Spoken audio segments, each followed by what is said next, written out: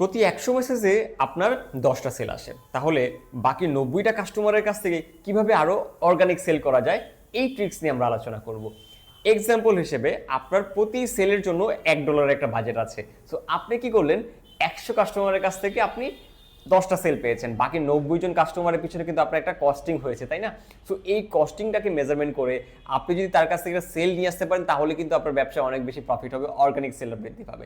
So কি করতে হবে আপনাকে, আপনার যে $1 একটা বাজেট আছে এইখান থেকে কিছু সংখ্যক বাজেট আপনি কাস্টমারকে অফার করেন। কিভাবে? আপনি তাকে মেসেজ করেন, হ্যালো স্যার ওর ম্যাম, আমি চাই আপনাকে আমার ব্র্যান্ডের একজন লয়াল কাস্টমার হিসেবে ইনক্রিজ করার জন্য বা তৈরি করার জন্য। সেক্ষেত্রে আপনার জন্য 10% বা 50 টাকা 100 টাকার একটা ডিসকাউন্ট আছে।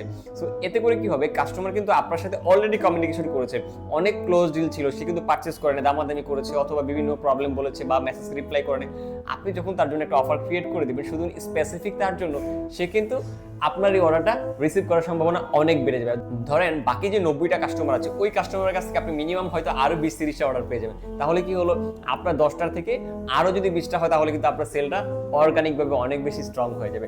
সো এই ট্রিক্সটা যদি আপনি আরো পলিশড ওয়েতে ডেভেলপ করতে পারেন, পলিশড ওয়েতে ইউজ করতে পারেন, তাহলে আমি বিলিভ করি আপনার অর্গানিক সেলটা কয়েক গুণের বেশি বৃদ্ধি পাবে। Thank you.